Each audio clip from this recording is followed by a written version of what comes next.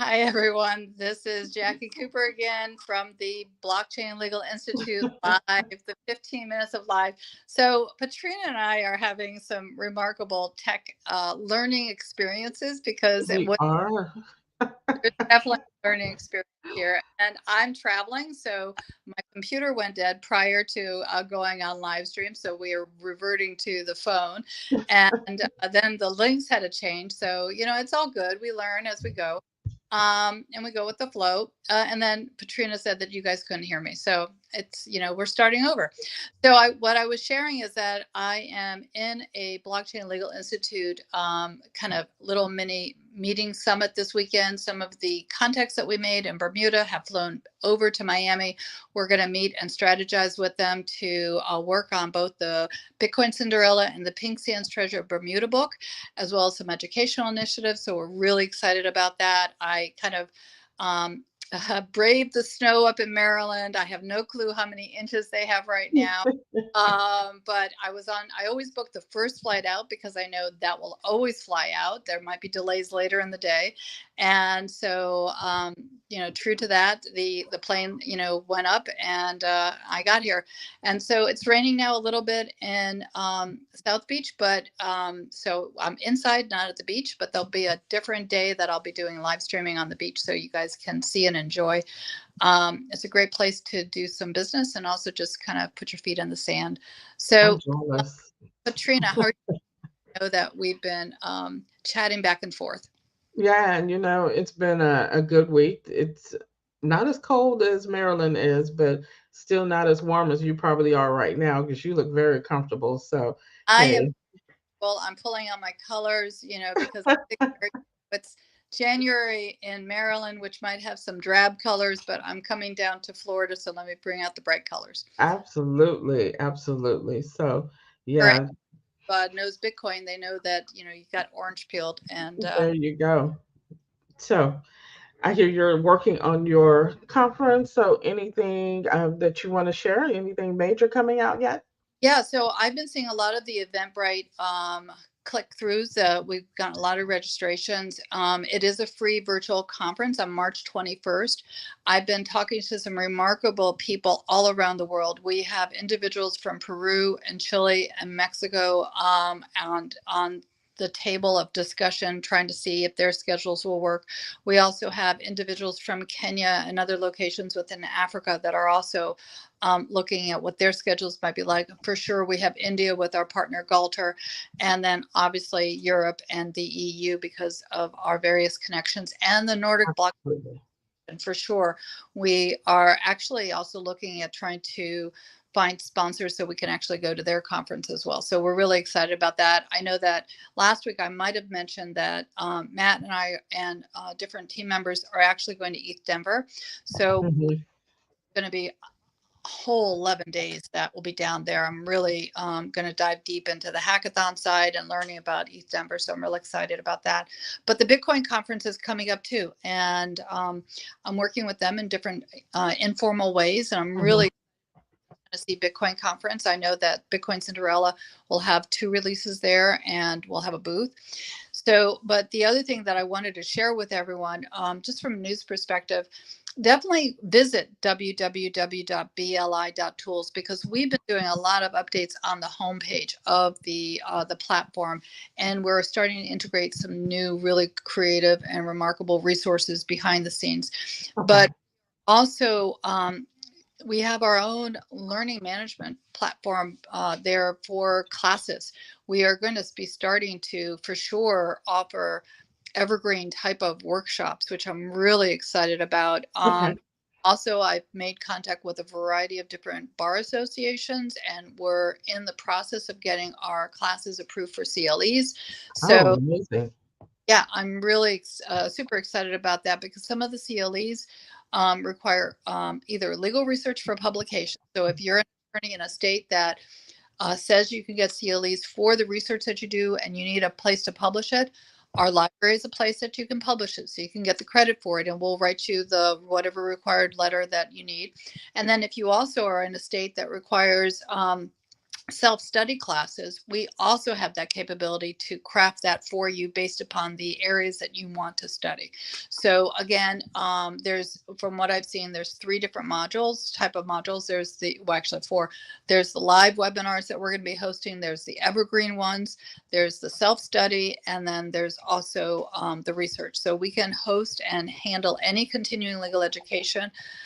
So depending upon the state that you're in, for those that are hearing this, email us back. If you don't see information yet on our platform, that doesn't mean that we haven't contacted the state, and we'll work with you to make sure you get your credits, and also learn more about what our platform is, because it's designed to help you with your research.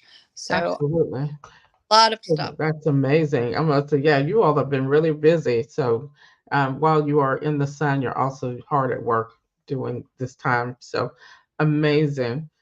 So you So want to share something about nonprofits? yes, and so as I was doing some research this week, I saw that there was a question about marketing and nonprofits and how it can be used. And so one of the great tools that I've noticed recently is that there are a lot of video content. And so video is definitely a way to tell your story, particularly for those who sometimes, I get tired of writing. You don't want to write. You can create a video appeal that can go out, put it on your web page, about a minute. I wouldn't recommend longer than that, minute to 2 minutes.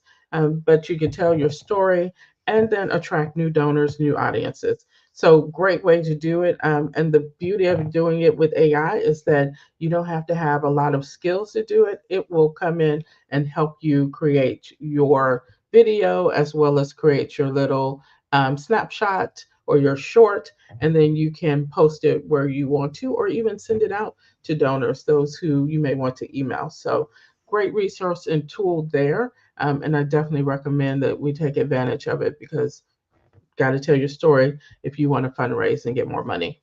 Yeah, and I know that that's your area of expertise. So, why don't you go ahead and mention how people can reach out to you in case they want to learn more about both the AI tools that you're talking about, as well as the book that we had co-wrote together, the fundraising with digital assets. Because again, we are at the beginning of the year. People do plan Mhm. their giving throughout the year, and it's better to have, for especially new donors, them to be able to plan the year so you don't miss the opportunity at the end. So Absolutely. how would they So, contact? So if you all want to come and reach out to us, Business of Charity, we are located in Houston, Texas, but we have clients literally from coast to coast.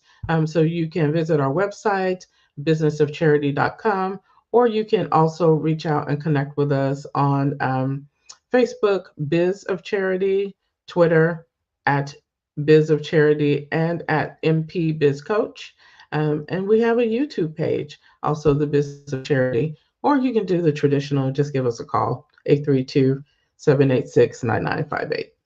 So I want to kind of go back in history a little bit, Mhm, the history, but when you first learned about cryptocurrency, whether it was Bitcoin or altcoins, um, mhm, decide what wallet to use, because I've been having a number of conversations with people about and this is a pet passion of mine, about the importance of having a, mhm, and again, sometimes, we might look at different wallets see have been posted, and people keep saying this is the best wallet, or this is, and again, everyone, if you see someone, saying that, proceed with caution.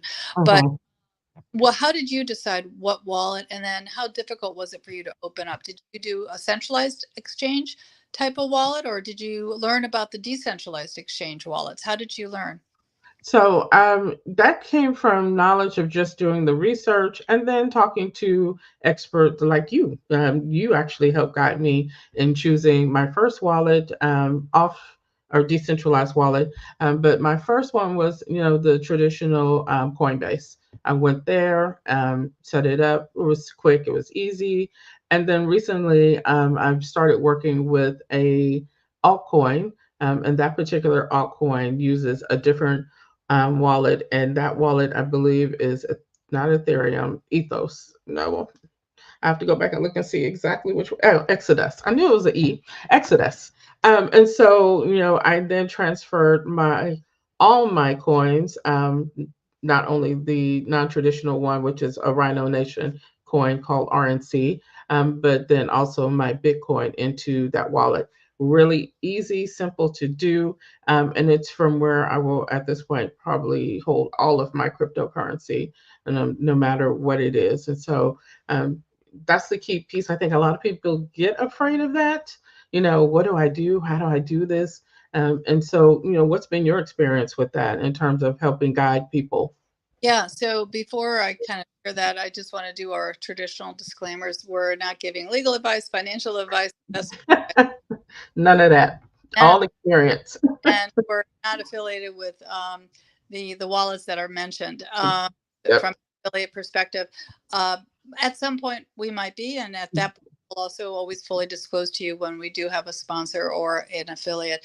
But one of the experiences I had, which you're fully aware of, if you don't move your coins to a place where you hold them and own them like a cold wallet, then you don't have control. And if an exchange Yes. or a company is down, then that means you lose them. So, these are lessons learned over time. Mhm.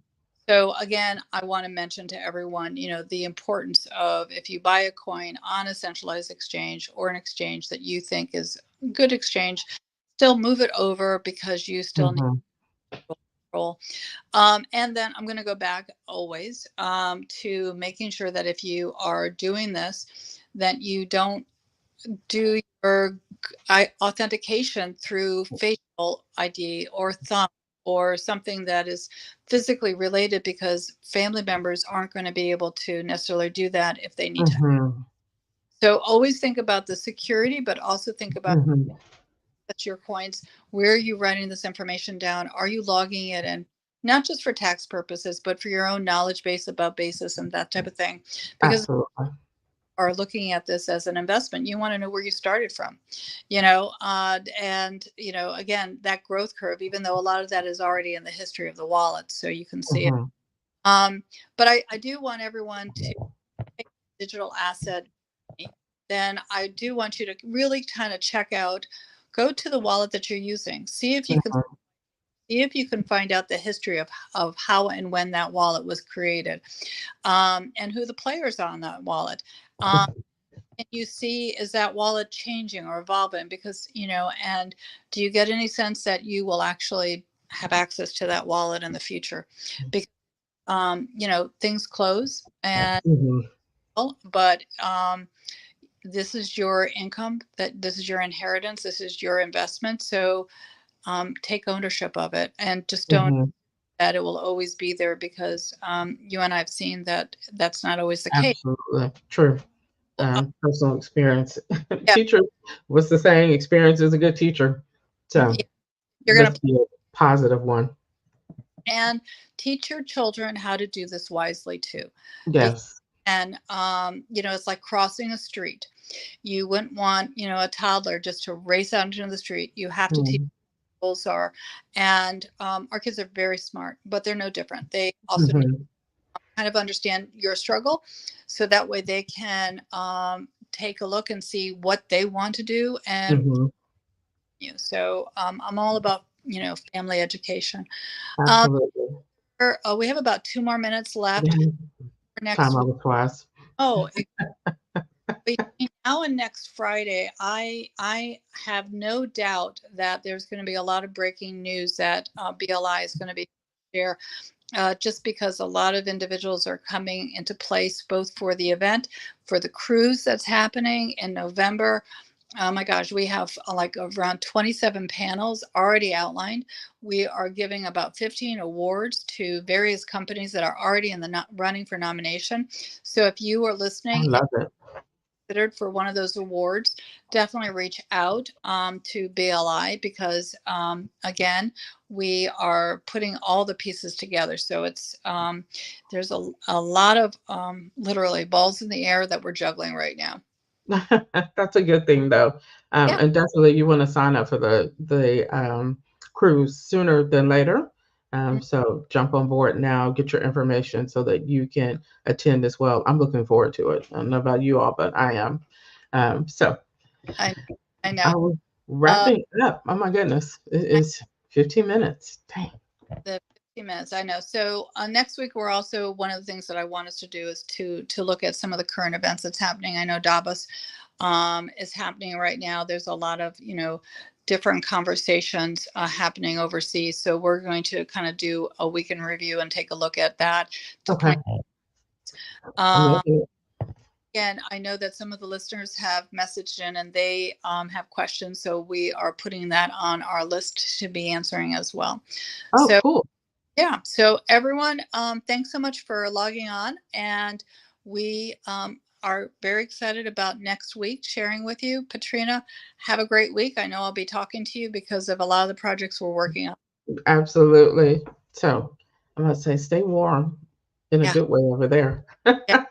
I'll bring the heat back to Maryland and that. Right? All So right, everyone. Have a great weekend. have a great one. Bye.